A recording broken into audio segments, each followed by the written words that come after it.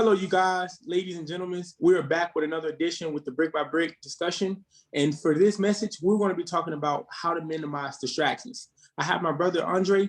Andre, what are some ways that you minimize distractions? Some ways that I can minimize distractions throughout my day would be setting up schedules, cutting off the phone, just separating myself from the outside world. And what I mean by that could just mean locking in on exactly what I'm doing at the moment. What about you? What are some things that you do to minimize your distractions? Yeah, so being a very, very busy person, sometimes we have to minimize those distractions by seeing what are our main priorities.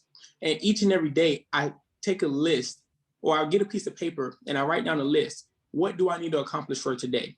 What do I need to accomplish for the week?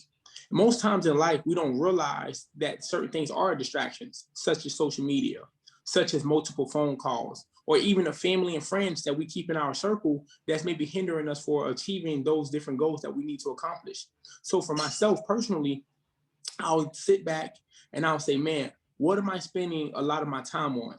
If more than 30% of my time is going towards something that's not allowing me to be productive, then I have to reposition my focus to get back on the mission to see that I need to put more time towards these goals that I'm trying to accomplish. And not trying, but that I will accomplish.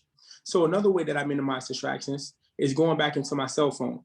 Who are the last 5 or 10 people that I text? Who are the last 5 or 10 people that I received a phone call from? Are these individuals helping me achieve my goals?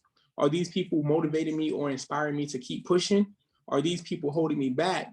And am I spending too much time where I'm not getting those tasks that I need to get done? So for yourself, sit back, ask yourself, what are my distractions? What can I do to minimize those distractions? How can I continue to work harder to reach my goals? Is it your fitness? Is it your health? Is it your finances that you're struggling with? Is it the way that you maybe overthink certain situations that's maybe stopping you from achieving those goals? Well, guess what? Take a piece of paper, use your cell phone or your notepad, sit down and write those things out. Because once you write it out, this gives you the better opportunity, the better chance in life to be successful because now you have something you can work towards. This is going to help you increase your purpose and turn your purpose into a passion. And these are some ways that I minimize distractions, and this is how I became successful. Thank you. Thank you. That was very appreciated. Appreciate it. Well, so that'll be the first one.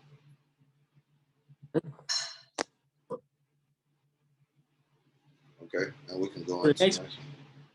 The next one we're going to talk about, don't be afraid to ask for help. And what I want to do for this one, I want to make it more of a storytelling. Gotcha. Actually, to be something that people can relate to. You know, hey, I'm going to ask you, what was the time that you was afraid to ask for help? So that's what I'm going to and then go into something that's deep. I got you. Nothing too deep, but I got you. Okay. Welcome back.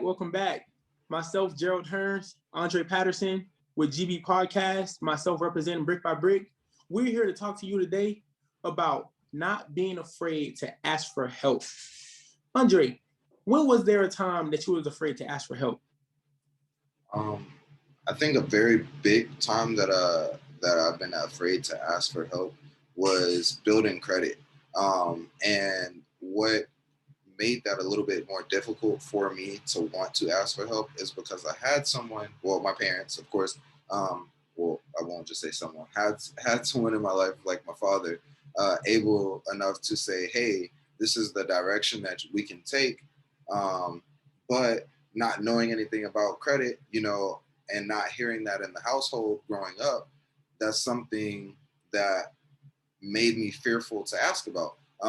And that's something that I feel that a lot of people may go through, and it's something simple, but it's something that is very strategic as well. So approaching it, I was very afraid to ask for help on one, how to build credit, one, how to get my name attached to as an authorized user. I didn't know these things. I didn't know, what credit had entailed. I thought credit was just something that was given out to everybody. So being afraid to ask for help, going back into that and tying this together, the reason why I feel like you shouldn't be afraid to ask for help is because what happens if I'm sitting here trying to go get a car or go get a home lease or something like that, and not knowing anything about credit and setting myself up for failure when somebody could have initially helped me in the forefront, you know? Man, that's very valuable. And I think that as we talk about building brick by brick, not only just your fitness, your health, but also your finances, credit and debt plays a huge part, because a lot of things that we may not learn in school is very valuable, because now once we're an adult, we have to sit back and say, wow, where do I start now? Wow, who do I ask for help? Because I haven't learned these different things. And one of the things that I want to touch up on as we promote fitness, health, and wellness, I want to talk about mental health.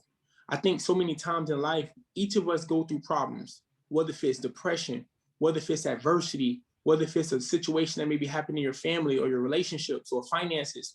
Many times people may not understand that they're mentally going through it and may not know that they have a best friend, a mentor, a spouse or significant other that can help motivate them to overcome those mental challenges. Sometimes being afraid could stop you from being successful. Sometimes being afraid could stop you from overcoming that barrier to become a greater version of yourself.